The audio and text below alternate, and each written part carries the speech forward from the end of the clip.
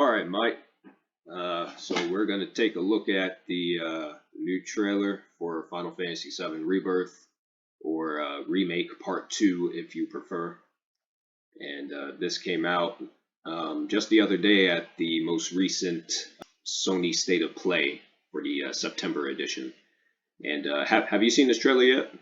Nope, this is brand new for me.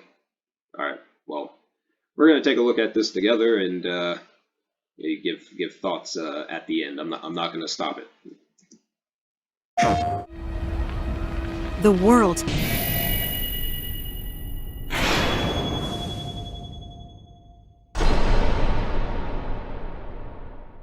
On 2 discs.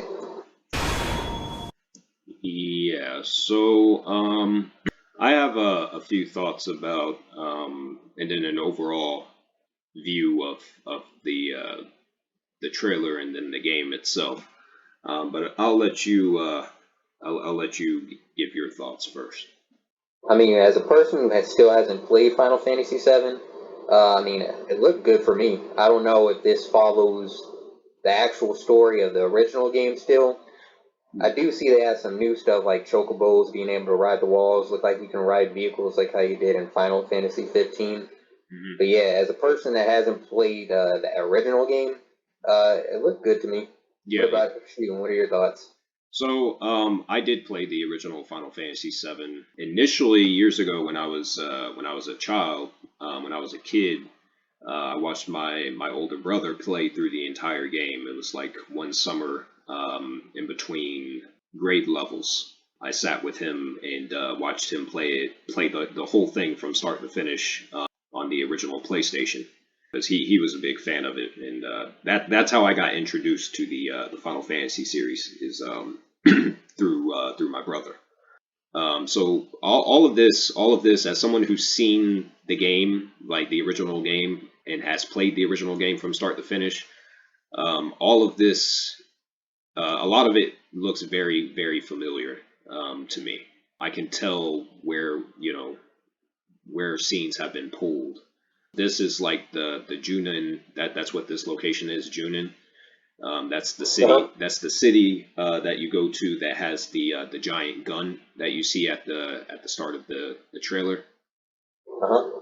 Cloud, he dresses up as one of the soldiers or whatever, and you have to march with the soldiers, like act like you're part of the crowd. The way they did it here doesn't make sense because he still has the sword. So that does look goofy. Yeah, that looks silly. Another thing that caught my attention. Well, first I want to comment on Sephiroth, what they're doing with him. Obviously, the main thing about the original, the first game, the remake, is that it wasn't actually a remake.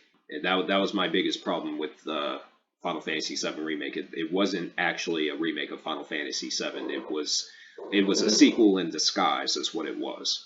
And it included new characters and a new storyline, alternate storyline that wasn't in the original game. So I had a problem with that because it had a lot of elements that you would see in the Kingdom Hearts series, especially with regards to like time travel and all that bullshit. They're going to do some different things with some of the characters in this game. Sephiroth here, obviously I'm certain he's still the villain for this game. I don't think they're going to introduce like a new big bad. I could be wrong, but the moment where he and I'm trying to find it. Yeah, right here where Cloud and Sephiroth team up. There was a moment in the original Final Fantasy VII where they teamed up. It was during a flashback sequence in Cloud's hometown, so that's probably where this is coming from. So I wouldn't expect Sephiroth to become like a main character. I think this is just during a small section in the game. So, but it's fan service that they're delivering. By allowing him to be playable in the first place. So there's that. Also, this thing right here, this giant snake That's one of the most recognizable monsters in Final Fantasy VII. It starts with the M, the name of the creature or whatever. But there's a giant snake that you can find right after you leave Midgar in the original Final Fantasy VII. Like when you first find it, you can't fight it. It's too strong. You have to come back and kill it later. And that's what this thing is. It looks pretty good, like the how they animated it and everything for this remade version. Yeah, I'm seeing a lot of the same elements and whatnot. This car right here, you get a red car in the original game, and that's how you traverse one of the continents. So that I'm assuming that's what this is. And then if I go forward a bit here, all of these mini games right here is from the Golden Saucer, which is like it's like a casino location in the original Final Fantasy VII. And so, Oh, so this is actually from the original too, still. yeah, all of this is from the original. They got the chocobo races and whatnot. So yeah, this is the Golden Saucer right here, and they're traveling on the gondola to get to it, just like in the original. And then there was another scene right here where they find Vincent. This is also part of Cloud's backstory, because you find Vincent in his hometown of Nibelheim, or is it Nibelheim or Niflheim? I can't remember. Yeah, this was one of my favorite scenes from the original, so that's cool that they brought that back.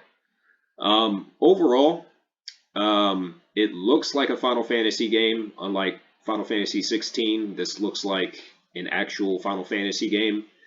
But then they, because of what I mentioned before, that it's not an actual, remake of the original, and they've taken liberties at changing the story, which is why you have these guys or whatever, who weren't in.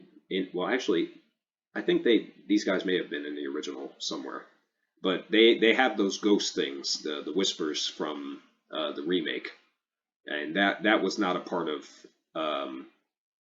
the original Final Fantasy VII. So I'm not exactly sure what they're going to do in terms of the story. So like I said, I'm not really invested. Like it looks good. It looks okay. I mean, I'm not saying it looks bad, but because it's not exactly the original Final Fantasy VII, it kind of, I have to stop and remind myself, like, yeah, I don't know, Right. And then there were two things that caught my attention in some of the information that was revealed after this trailer was released. One of the producers said there's going to be twice as many side missions as there were in the first game, and I'm not particularly happy about that because a lot of the side missions that were in the first game were monotonous and they were boring. Yeah, I'm not particularly pleased with that. Also, another thing is that you can't carry over your save file from the last game.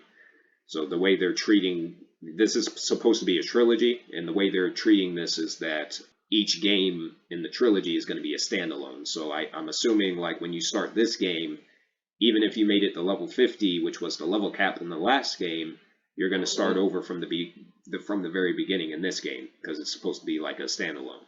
And this is the result of Square Enix, breaking the game up into 3 different parts. Mm-hmm. So yeah, I'm not too enthusiastic about that either. The final thing I want to comment on is one of the producers said that this game is supposed to end at the Forgotten Capital, and the Forgotten Capital, what takes place in the original Final Fantasy VII, in the Forgotten Capital is like one of the saddest moments in video game history. It's the scene where Aerith is killed by Sephiroth. Like he swoops down and impales her through the stomach in the original game, and she dies. And that the reason her death was important is because she becomes part of the life stream, and then she helps Cloud and the party out, at a critical moment leading up to the end of the game, like in the afterlife. So I don't know how they're going to handle that, because that's a critical moment in Final Fantasy VII's story. But because they've taken liberties with the story again, I don't know, what they're actually going to do. They may try and do something stupid to where, like, instead of Aerith being killed off, they kill off Tifa instead. Or maybe neither one of them dies and, someone else bites the dust or something. I don't know. I don't know how they're going to handle it. So, yeah, what are your thoughts on Square Enix, not really making a remake and doing something completely different that no one asked for? Uh, it could be good or bad, but from hearing your thoughts on your review on that first part, it's not looking up to be good. I can understand changing some things, but changing the main story, that's pretty a bad idea, especially if the story is like well received too. I don't think that's a good idea. Well, the thing is, like, that's a big thing, because, like, Final Fantasy VII isn't just any old game. It's one of the most recognized video games in the medium itself. There are people who don't really play video games that know who these characters are. So I mean, because they've played the game at some point, in their youth. Hmm. So Final Fantasy VII is in particular is the one entry in the series that really stands out. It's the most popular entry in the series. Pretty much everyone knows who Cloud Strife is, and Sephiroth and the rest of them. So even if you didn't play the original, you have to understand that there's a lot of people that did play the original, and they're not, what they did in the last game really is a bunch of bullshit when it comes to the, making changes to the story that no one really asked for. Um, Hmm. and so that concerns me. And then, Square Enix, they're not in a good spot right now, in general.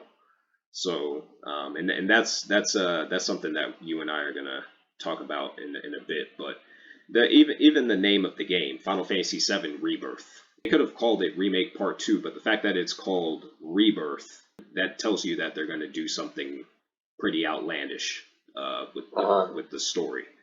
Yeah, I don't, after so many disappointments and games that came out that were high profile from Square Enix that should have been great, like Kingdom Hearts 3, for example, or even Final Fantasy 16, who's, that the only good part of the story for that game really was the first 2 hours, which was the demo that they released, and then the actual main Hmm. game itself turned out to be a bunch of nonsense.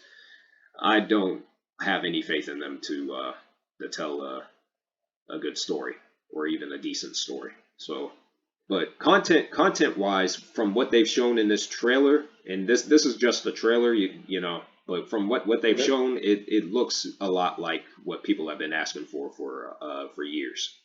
This is the full on remake that people were asking for a long time.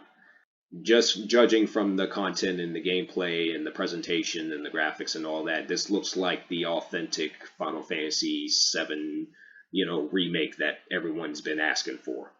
Um, Hmm. but in terms of the story, that's where my issue comes in, and it's like, yeah, like I said, I don't have any faith in them to Yeah. to do right. So Yeah, it is a strange decision. yes, it is. But again, you and I are gonna talk about that, because there was an article that came out recently, very big article that came out recently about Square Enix, and you and I are gonna discuss that.